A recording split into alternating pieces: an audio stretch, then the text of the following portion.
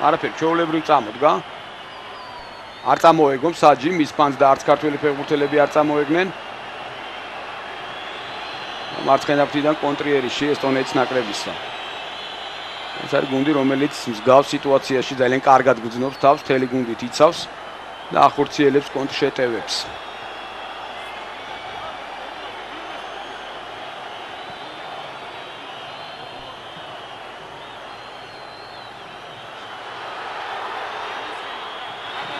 ვერ მოასწრო ამჯერად მერებაშვილმა ჩაწოდება.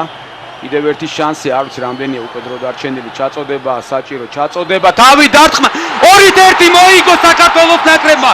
მაინც მოახერხა მეორე გოლის გატანა. დავით სირაძე გილოცავს ყველას. არ შეიძლებოდა ალბათ დღევანდელი დღე ესე დამთავრებულიყო თემურ კეცბაიას დებიუტი.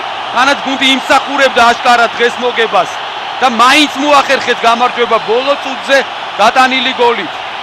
აი ეს ჟინიც ეს სიმტკიცეც ალბათ ძალიან კარგია სამომავლოდ ნაკრების ჩამოყალიბებისთვის 2-1. ძალიან ძიმე იყო ალბათ აი განმეორებით კიდევ ეს ეპიზოდი. მირკველიას ჩაწოდება და სირაძე ძალიან კარგად დაარტყა.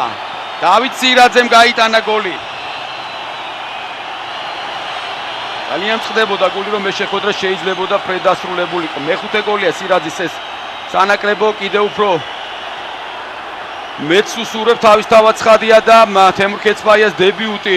მე კიდევ ერთხელ ვიმეორებ, აქ თამაშის ხარისხზე არ არის საუბარი, გამოსასწორებელი ძალიან ბევრია და ძალიან ბევრი არის გასაკეთებელი, მაგრამ დებიუტი უნდა იყოს წარმატებული. ეს შემდგომ უკვე ფსიქოლოგიური თვალსაზრისით ძალიან კარგი არის და თემურ კეცბაია ის ადამიანი, რომელმაც არაერთ სიხარული მოუტანა საქართველოს როგორც ფეხბურთელმა,